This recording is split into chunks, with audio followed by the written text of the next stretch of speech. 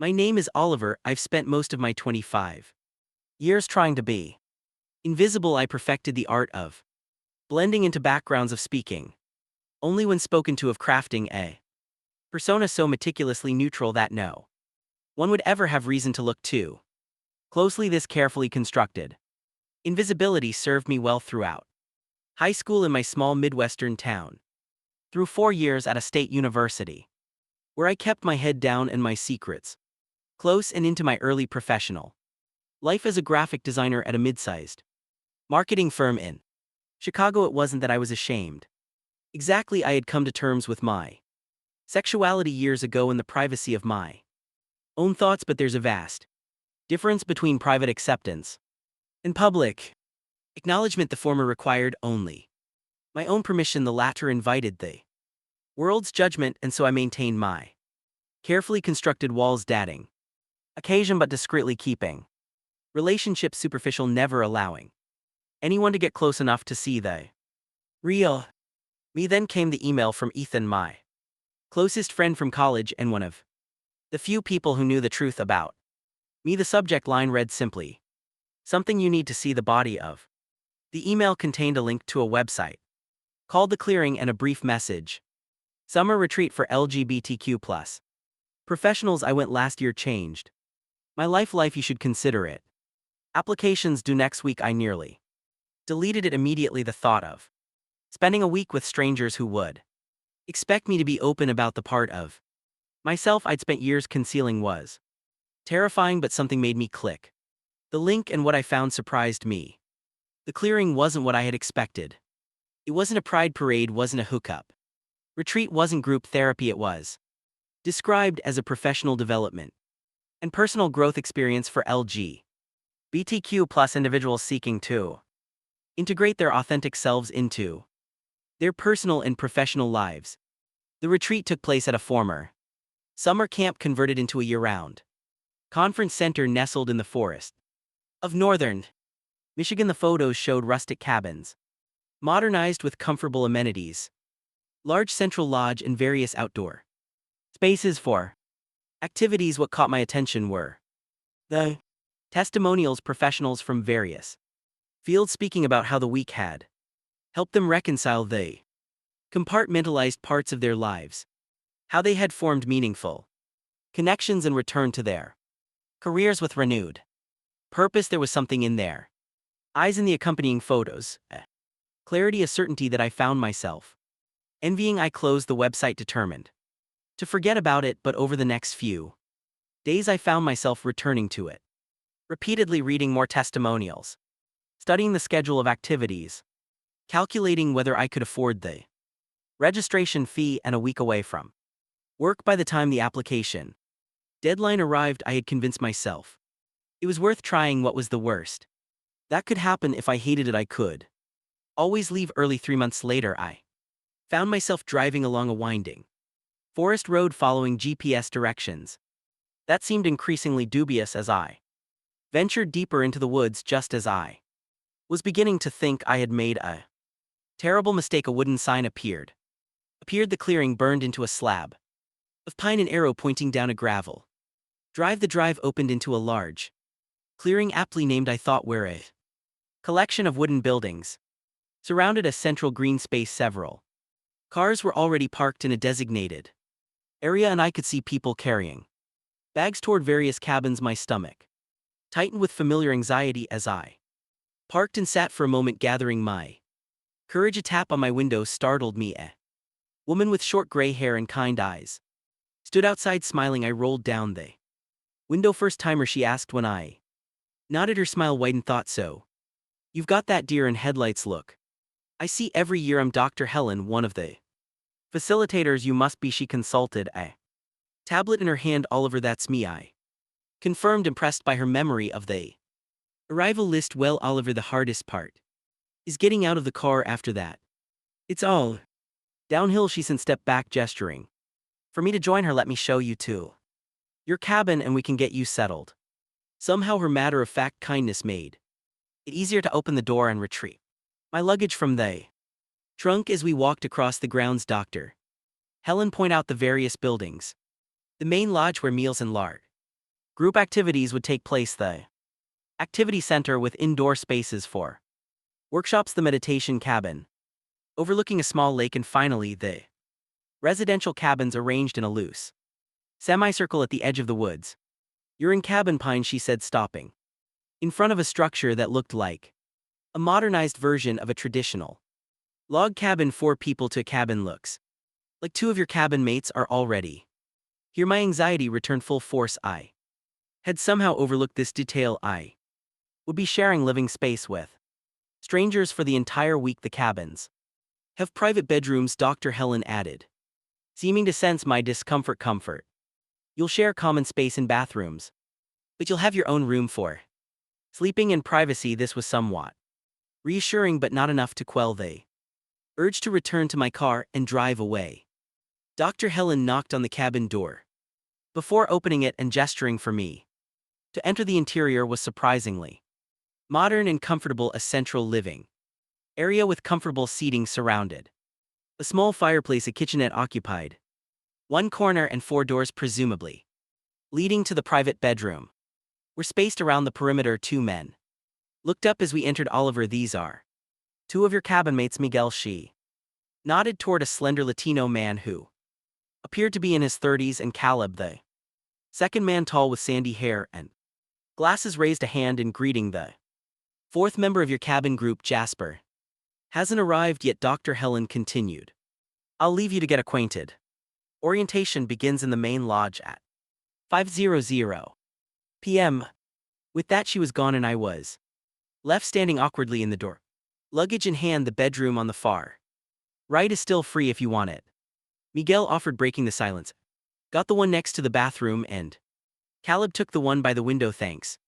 I managed, wheeling my suitcase toward the indicated door. "First time at the clearing?" Caleb asked, his voice carrying a slight southern accent. I nodded. "Is it that obvious?" Miguel laughed. "We were all first-timers once. This is my 3rd year. Second for me," Caleb added. "It gets easier." I promise. I appreciated their attempt at reassurance, but wasn't convinced. I excused myself to unpack, grateful for the brief reprieve from social interaction. The bedroom was small but thoughtfully designed, with a comfortable looking twin bed, a small desk, and enough storage for my belongings. A window overlooked the woods, offering a view of sunlight filtering through the trees. As I unpacked, I could hear Miguel and Caleb chatting in the common area, their voices a comfortable background hum. I was tempted to stay in my room until orientation, but I knew that would defeat the purpose of coming here. Taking a deep breath, I forced myself to return to the common area. Miguel was making tea in the kitchenette, while Caleb sat on one of the sofas, scrolling through his phone. They both looked up as I emerged. "Tea?" Miguel offered. "Sure, thanks," I said, taking a seat in an armchair across from Caleb.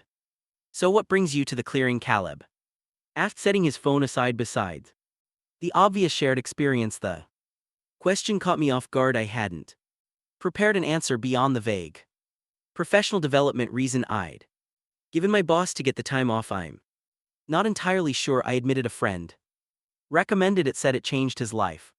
Caleb nodded. "That's how most people end up here, word of mouth." "What about you?" I asked, partly out of politeness, partly to deflect attention. "Last year I came because my therapist thought it would help with my coming out process at work," he said with surprising candor. "I'm a high school science teacher in Tennessee, so not the easiest environment this year. I'm back because the experience was valuable enough to repeat." Miguel brought over 3 mugs of tea, distributing them before taking a seat. "I first came because I was tired of compartmentalizing my life," he offered, without being asked. "Corporately lawyer, very buttoned up firm, lots of code switching. I wanted to find a way to be the same person in all contexts." Their honesty was disarming. I found myself saying, "I guess I'm tired of hiding, of being careful all the time, but I'm not sure I know how to be any other way." A look passed between Miguel and Caleb, not pity but recognition. "That's why you're in the right place," Caleb said simply. Before I could respond, the cabin door opened, and a whirlwind of energy entered in the form of a black man with a shaved head, an infectious grin. "Sorry I'm late. Traffic was a nightmare, and then I took a wrong turn and ended up at some summer Camp with very confused teenage campers. He announced, dropping his bags. Dramatically, I'm Jasper, by the way. Pronouns Heim, second-year attendee, and self-appointed cabin social director. His enthusiasm was overwhelming, but somehow not annoying after introductions were made. And Jasper had inspected his room with running commentary on the improved mattresses from last year. We made our way to the main lodge for orientation. The central lodge was a larger version of our cabin with soaring ceilings supported by massive wooden beams. About 40 people had gathered, a diverse group in terms of age, race, and gender. Presentation. As we found seats, I felt my anxiety returning. What was I doing here? These people all seemed so comfortable, so at ease with themselves and each other. Dr. Helen took the center of the room along with two other facilitators, who introduced themselves as Marcus and Lee. They outlined the structure of the week. Mornings would begin with optional movement sessions, yoga, hiking, or tai chi, followed by large group activities. Before lunch, afternoons would include workshops and small group sessions, with evenings dedicated to community building and reflection. The clearing is what you make of it, Dr. Helen explained. We provide the structure and the space, but you determine how deeply you engage, what you share, and what you take away. The only requirement is respect for yourself and others. After orientation came dinner, a buffet-style meal that encouraged mingling. I found myself at a table with my cabin mates and a few others, including a transgender woman named Valerie who worked in it, and a non-binary person named Alex who was a pediatrician. The conversation flowed surprisingly easily, perhaps because everyone there understood something fundamental about each other's experience without needing to explain it. As we walked back to our cabin in the gathering dusk, Caleb fell into step beside me. Overwhelming, isn't it? He asked quietly. A bit, I admitted. Everyone seems so comfortable. He laughed softly. Trust me, most of them are just better at faking it. By Wednesday you'll see the cracks. There was something comforting about his perspective, about the way he acknowledged the challenge without dismissing it back at the cabin. Jasper suggested a nightcap, producing a bottle of whiskey he'd brought for medicinal purposes. We sat around the small fireplace, which Miguel had managed to light, and sipped the amber liquid from coffee mugs. The conversation meandered from work stories to coming out experiences to favorite books and films. I mostly listened, occasionally contributing, but generally happy to observe. Caleb, I know, noticed, had a quiet intensity when he spoke, a thoughtfulness that suggested he considered his words carefully. He caught me watching him once and held my gaze for a moment before smiling slightly and returning his attention to Jasper's animated story about a disastrous date. By the time we retired to our respective rooms, I felt an unexpected sense of ease. These strangers had become almost familiar in the span of a few hours, and the prospect of spending a week with them no longer seemed quite so daunting. I opted for the hiking group the next morning, needing movement and fresh air to clear my head. To my surprise, Caleb joined the same group, appearing at the trailhead in worn hiking boots and a faded National Park t-shirt. You hike? He asked, falling into step beside me as our group of 8 followed a trail into the woods. When I replied, not much opportunity in Chicago, but I try to get out to the state parks when possible. The conversation flowed naturally as we hiked, touching on our shared love of the outdoors, our respective cities. He lived in Nashville, and eventually circling back to why we were at the clearing last year was transformative for me, Caleb said as we paused to drink water at a scenic overlook. I came out to my department chair and a few close colleagues. When I got back home, it didn't fix everything, but it lifted a weight I hadn't realized I was carrying. Weren't you worried about backlash? I asked, being a teacher in a conservative area. He nodded, terrified, but one of the things I learned here is that fear of a thing is often worse than the thing itself. Some parents complained, sure, but my principal was surprisingly supportive. And the kids, he smiled, kids these days are different than when we were young. Many of them already knew or suspected, and mostly they just wanted to know if they could still call me Mr. C. His honesty moved me. I don't know if I could Be that brave, Caleb looked at me. Thoughtfully, bravery isn't the absence of fear, it's feeling the fear and doing the thing. Anyway, the rest of the morning passed in structured activities designed to build community among the 40 participants. After lunch, we broke into smaller groups. For our first workshop sessions, I had chosen one called Authentic Communication in Professional Settings. Hopping for practical advice I could apply at work, the workshop was helpful, offering concrete strategies for disclosing as much or as little of my personal life as I felt comfortable with in professional contexts, but more valuable were the discussions with other participants who shared similar concerns and experiences.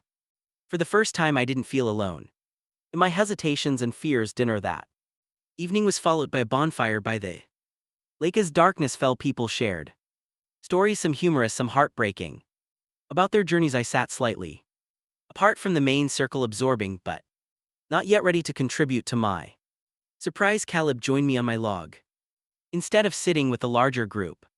Not feeling storytelling tonight, he asked. I shook my head, still in observation mode. Fair enough. We sat in comfortable silence for a while, watching the fire cast its glow on the assembled faces. Can I ask you something? I said, finally, curiosity overcoming my usual reserve. Sure, why did you come back this year if last year was so successful? I mean, Caleb considered the question, his profile illuminated by the distant fur light. Last year was about accepting who I am. This year is about figuring out what I want. And what do you want? The question felt bold, almost intrusive, but something about the night and the setting made it seem natural. He turned to look at me, his expression thoughtful.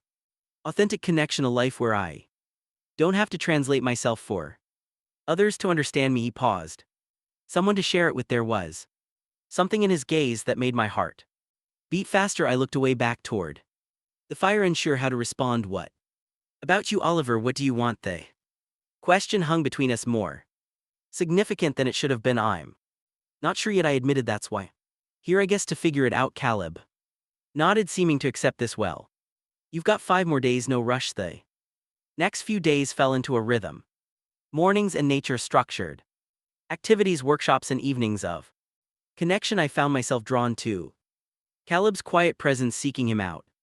During meals and group activities, we discovered shared interest in science fiction, literature, documentary films, and chess, which we played late into the night in our cabin while Miguel and Jasper slept. During a particularly competitive game on the 3rd night, I found myself studying Caleb's face as he contemplated his move, the concentration in his eyes, the slight furrow of his brow, the way he absently pushed his glasses up the bridge of his nose. These details had become familiar, almost precious. What he asked, catching me starring. Nothing, I said quickly, just wondering why you're taking so long with your move. Afraid you're going to lose? He grinned, moving his bishop to take my knight check. I refocused on the game, but something had shifted. Tech, I was aware of him in a way I hadn't been before. The proximity of his hand when he moved a piece, the faint scent of his soap, the warmth of his laugh when I made a particularly poor move on the 4th day.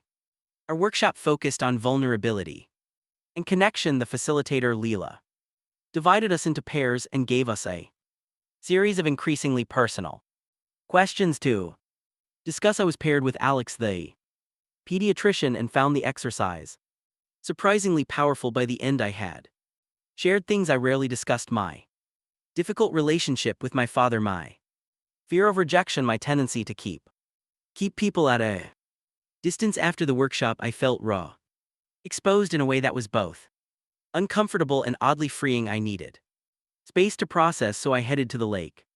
Finding a secluded spot on the shore, I sat on a fallen log, watching the water ripple in the afternoon breeze. Mind some company. Caleb's voice came from behind me. I turned to see him standing a few feet away, hands in his pockets, expression uncertain. Not at all, I said, moving over to make room on the log. He sat beside me, closer than necessary given the space available. Neither of us spoke for a while, content to watch the play of light on water. Intense workshop today, he said.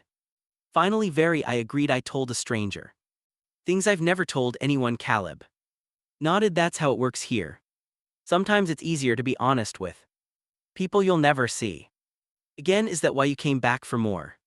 Honesty with strangers. He turned to look at me, his expression serious. I came back, hoping to find something I missed last year. And have you found it? My voice was quieter than I intended. Caleb held my gaze. I think I might be getting close. The moment stretched between us, charged with possibility. Then gently he reached out and placed his hand over mine where it rested on the log. The touch was tentative, a question more than a statement. I turned my hand over, allowing our palms to meet, our fingers to intertwine. Something unlocked in my chest, a door I had kept firmly closed for so long that I had forgotten what lay behind it. We sat like that, hand in hand, watching the lake until the dinner bell called us back that evening. Instead of joining the group activity, a talent show in the main lodge, Caleb suggested a walk. We followed a trail through the woods as dusk settled around us, our conversation flowing easily from topic to topic. When we reached a small clearing bathed in the light of the rising moon, "See," stopped Oliver, he said, my name sounding different in his voice weighted with meaning. I need to be clear about something. My heart raced, anticipation and anxiety mingling. "Okay, I'm attracted to you," he said simply, and not just in a physical way, though there is that. A small smile touched his lips. "I find myself thinking about you when we're not together, looking for you when we enter a room. I know we've only known each other for a few days, and maybe this is just the intensity of this place, but it feels significant." His honesty took my breath away. In my carefully constructed life, people didn't speak this plainly, this openly about their feelings. "You don't have to say anything," he continued. When I didn't immediately respond, "I just wanted you to know where I stand. No pressure, no expectations." I found my voice. "I feel it too, I admit." The word surprisingly easy to say. "I've been drawn to you since the first day, but I didn't know if it was mutual or if I was just projecting." Because of the setting, relief and happiness transformed his face. "So not just me then?" "Not just you," I confirmed. He moved closer, his hand coming up to rest lightly on my shoulder. "May I kiss you, Oliver?" The formal request, so considerate and respectful, moved me deeply. "Yes," I whispered. The kiss was gentle at first, tentative, as if we were both afraid the moment might shatter. But as his arms encircled me and mine found their way around his waist, the kiss deepened, became more confident, more certain. I had been kissed before, had even had relationships, but nothing had felt like this, like coming home to a place I hadn't known I was missing. When we finally parted, both slightly breathless, Caleb rested his forehead against mine. "Well," he said softly, "that answers that question." I laughed, happiness bubbling up unexpectedly. "Which question was that?" "Whether there was something real here, or if I was imagining it." We walked back to the cabin, hand in hand, stopping occasionally to kiss in the moonlight. Our cabin mates were still at the talent show, giving us the privacy to sit close on the sofa, talking and kissing and exploring this new territory between us. "What happens after this week?" I asked, eventually voicing the concern that had been growing alongside my feelings. "You're in Nashville, I'm in Chicago." Caleb brushed his thumb across my cheek. "We figure it out together if that's what you want." "I think it is," I said, surprising myself with the certainty I felt. "I want to see where this goes." His smile was worth any uncertainty, any obstacle we might face. "So do I." The remaining days at the clearing took on a dreamlike quality. Caleb and I participated in the scheduled activities, but found every opportunity to be alone together. Walks in the woods, quiet moments by the lake, late nights in the cabin after Miguel and Jasper had gone to bed. We learned each other's stories, fears, hopes, and dreams with an intensity that would have frightened me under normal circumstances, but somehow felt right in this place. In this time, on our last full day, the final workshop focused on taking our experiences back to our everyday lives. How would we maintain the authenticity we had discovered here? How would we navigate the challenges of returning to environments that might not be as accepting? It won't be easy, the facilitator Marcus acknowledged, but you don't have to do it all at once. Small steps chosen intentionally can lead to significant change over time. That evening, as the entire group gathered for a closing ceremony around the bonfire, I found myself volunteering To speak something the old Oliver would never have done when I arrived here, I said, standing in the circle of fire. Light I was an expert at. Hiding I had constructed a life that was neat, controlled, and completely inauthentic. I came here hoping to find some strategies for being more honest about who I am without appending my entire existence. I paused, looking around at the faces that had become familiar and dear. In such a short time, what I found instead was the courage to want more, to believe I deserve more. My eyes found Caleb's across the fire, his gaze steady and warm. I'm leaving with more questions than answers about what comes next, but for the first time I'm excited about the journey rather than afraid of it. After the ceremony, as people exchanged contact information and heartfelt goodbyes, Caleb and I walked to our special spot by the lake. The moon was full, casting silver light across the water. I meant what I said. I told him about wanting more, about being excited instead of afraid. He took my hand, his touch now familiar and comforting. I know I saw it happening day by day, you opening up, standing taller, speaking more freely. It's been beautiful to witness. You helped make it possible, I said, seeing myself through your eyes. It changed something fundamental. Caleb shook his head. I just recognized what was already there. You did the hard work.